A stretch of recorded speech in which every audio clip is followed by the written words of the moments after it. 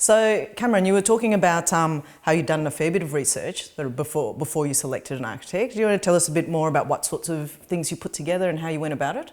We'd spent probably the best part of a decade sort of thinking about undertaking the renovation, and we'd been collecting articles and snippets out of newspapers for a fair while. We had a couple of plastic tubs of stuff, and when it came time to actually engage an architect, we actually went through and sort of selected to try and develop some sort of storyboards or themes about sort of what we were sort of looking for and the needs we had, and it was, in a sense, it was sort of a brief to the architect, sort of formulate sort of the conversation to invite I suppose, a concept that would be relevant to what we needed. And so in terms of, I guess that there was a list of things you put together about what you wanted from the house, but did you have any strong ideas about what you wanted from an architect as well? There were a number of things. We wanted an architect that would, I suppose, add value to the overall home. We didn't want a cookie cutter approach with a relatively generic sort of kit style home. We wanted something that would sort of incorporate the style of the home we had at the moment, but also make it far more livable. So the benefit of an architect from our point of view was a given, and I think I mentioned earlier that my cousin's an architect, so I sort of used to sort of... It's probably annoyed he didn't get this job. Well, he's based in Canberra, so he's never going to get the job, particularly given his family as well. But the funny thing that I mentioned as well was that his concepts was remarkably similar with Andrew, who we ended up selecting as well. So that gave us a lot of comfort in terms of the relationship we were entering into with Andrew's practice. Yeah. And did you talk to a few different architects then, like before you actually met Andrew?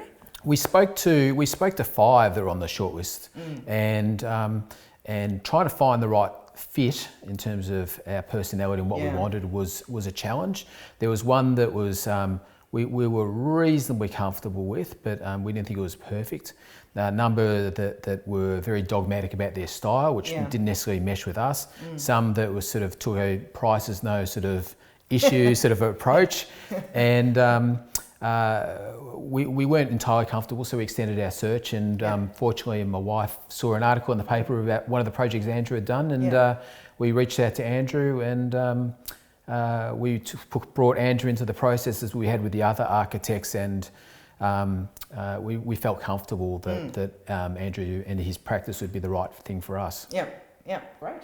And Andrew, so I think we've talked about this in the past, where in a lot of ways that first meeting is, you know, a potential client interviewing a potential architect, but it's also the other way around as well. Absolutely. I would say that a critical thing, there's always issues with, you know, the dot points of your brief and so forth, but as Cameron alluded to, I think there is the personality, and are you going to mesh, because it's a very long relationship. So that's the thing I always recommend with people, is how, you know, can you see yourself being good friends with this person in 3 years' time, and everything that goes on in between, and that's a very critical thing as the relationship's going to work.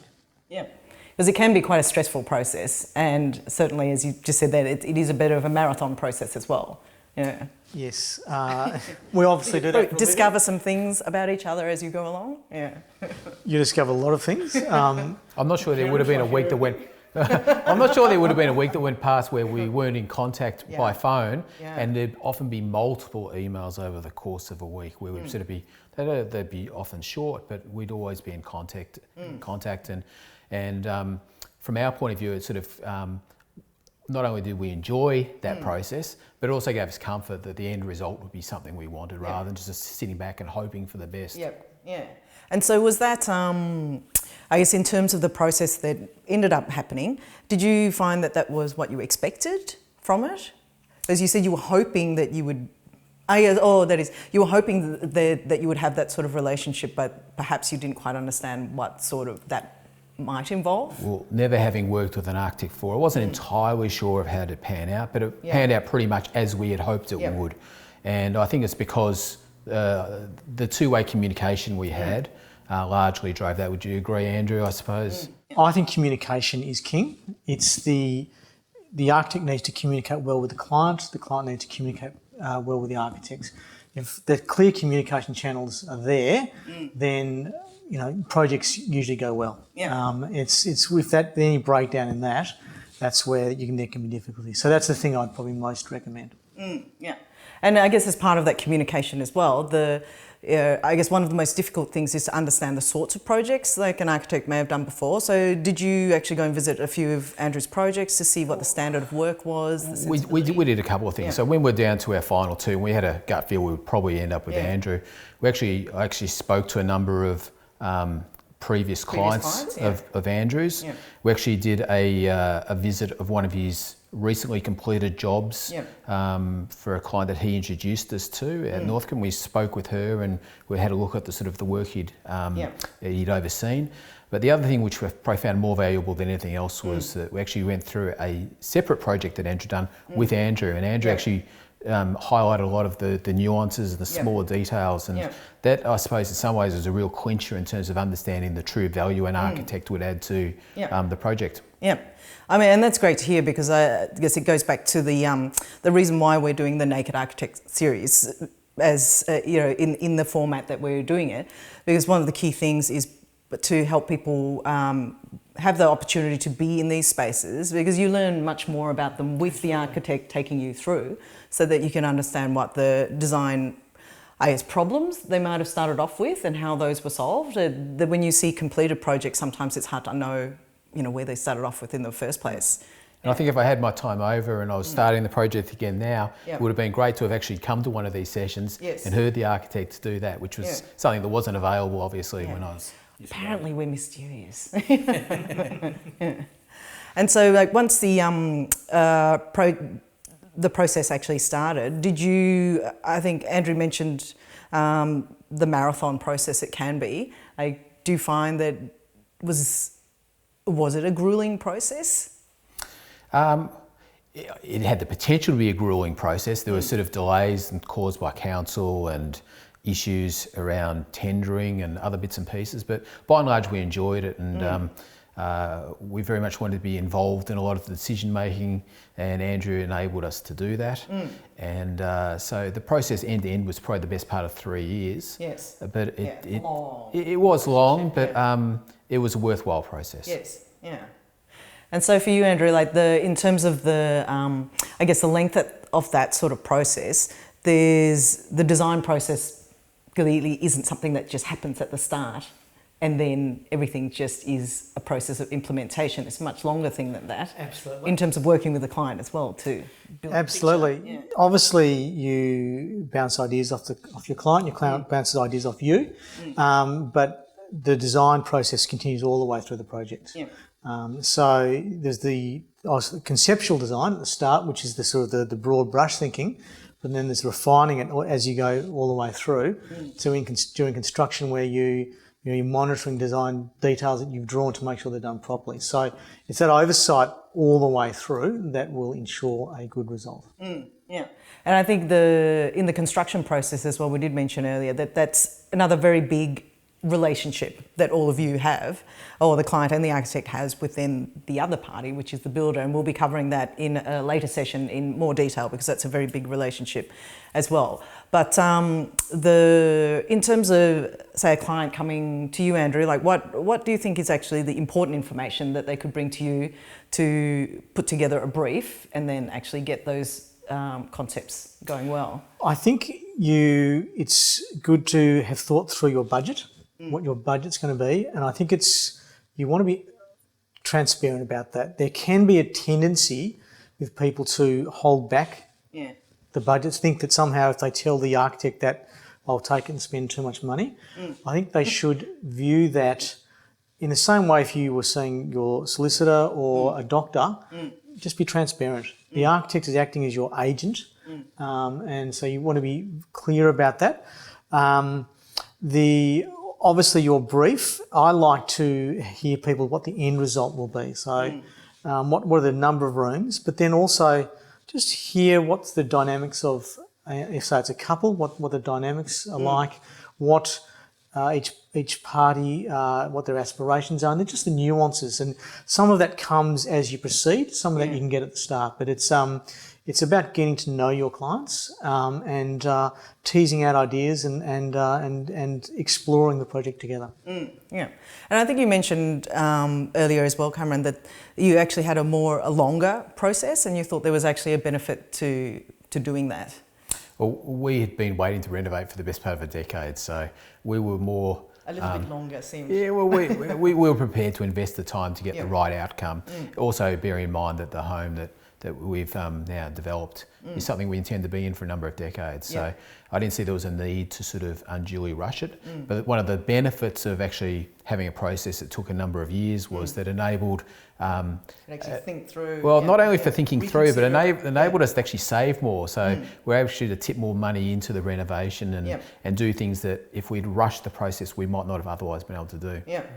I think on that point, your house is one of the few assets that we own that's tax-free, largely. And it's a massive investment. And Well, it's the biggest investment most people ever make. Exactly. And, you know, it's if you can test ideas on paper, it's a lot cheaper than testing them with bricks and mortar. So I think if you need to take more time, it is worth... Sometimes projects go very quickly, and that's great. But if it is taking more time, you just need to accept that both parties and roll with it and work out what's going to be best, because it's once you're committed and you want it to be the best product you can possibly get. Yes. I mean, in some ways, I mean, like, we would never say you wanted a long council process, but the I guess it sometimes also takes a bit of time for the ideas to percolate down and the decisions that you made to sort of percolate down, and you may actually, with time, reconsider certain things that you thought were rigid, and they might transform a bit. There were elements in our initial brief to Andrew that we put forward at the outset that a number of years down the track, as the project was completing, we were glad that we actually didn't proceed with, and that we go. Correct. Yeah. So it's very much an evolutionary process. Yeah. And did you find that was that letting go process is a big part of working through?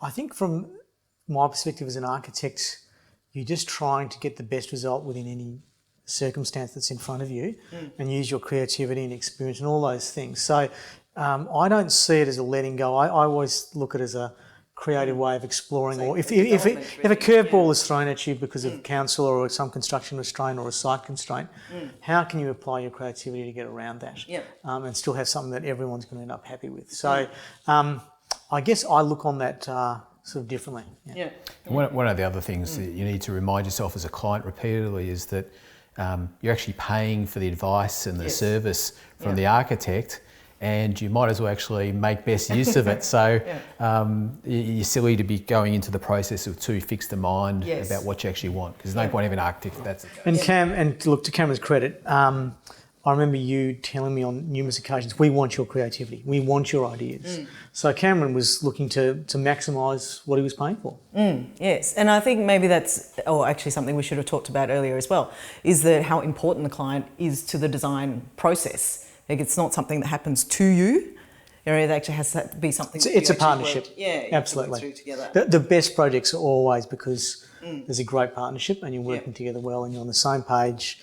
And it should be obviously construction has its moments, but it should be a relationship which you actually enjoy. And I actually very much enjoy having good client relationships at the end of a project. Yes, I think the thing for construction, even for architects, is that it's really exciting, but it's also really stressful. It can be a headache. It can be a headache, absolutely. I guess for people who don't or haven't gone through this sort of process before, what would you say was the order of information that a good client might bring to you? So rather than have their heart set on a light fitting the first time that they meet you, like what is actually a useful... Yes, I mean, there can be an issue where people see an image in a magazine or on Pinterest or Instagram, and I look at it and you say, look, that is lovely. However, it may not be applicable to just translate that and tack it onto their particular project. It may be, you don't know. So you need to work through that. But I then usually look at what's behind, what is it about that they like? Is there something behind it? Is it a texture? Is it something about the light? What's actually drawing them? And can you, even though you may not be able to replicate that image exactly, what is it behind that is appealing, and can you draw that into the project? So I just think the other aspects, obviously be very clear about your budget. It's a critical one. and budgets can go up. That needs just clear communication between the architects and the client. The brief can change as they go. So again, that just needs clear communication. Just on the point with regard to the budget, I know from a personal point of view, we were a little bit guarded about the budget too in the initial stages, probably for the reasons Andrew spoke about, and you sort of hear about massive overruns on cost and things like that. So we felt like maybe we needed to have a little bit up our sleeve as well. But if the process is properly managed in terms of the documentation, there are very few surprises and variations that pop up at the end. And most of the variations we had in our build were ones that we initiated, that we wanted to enhance something rather than something that wasn't necessarily foreseen in the first instance. So with the benefit of hindsight, maybe the budget issue could have been better addressed from our point of view. Yeah, I think it is. It's often one of the most difficult things, isn't it, talking about the budget but also realising that the process is bringing the budget and your brief together. That is the work, isn't it? Absolutely. Trying to get these two disparate things to get married. I mean, obviously there can be difficult times during the process, of course, because there's a lot of things that you need to go through within a project, and especially a home, where Cameron and Sheridan would have both hopes and dreams about what they wanted to achieve here, but maybe some of those things can't be done in the way that they'd hoped. How do you work through those problems with people? Well, obviously creativity. So bringing your creativity to the projects can often resolve problems. That's one. However, in life, there's always issues that crop up. And in my experience, the clients that get the best results are the ones that we maintain the clear communication. Obviously, we take care with maintaining our relationship, and accordingly, you roll with the punches. If something comes up, how do we work through this? Well, let's sit down. How do we resolve this issue? You were saying don't have a fight. Don't have a fight. That doesn't get anyone anywhere in life, in my experience. And there's often, you're employing someone for their creativity. There's often creative ways around things. Yes. But just stay on the same page. So thank you very much, Cameron. Thank you very much, Andrew. Thank you, Phil. It's a lovely day. Thank you.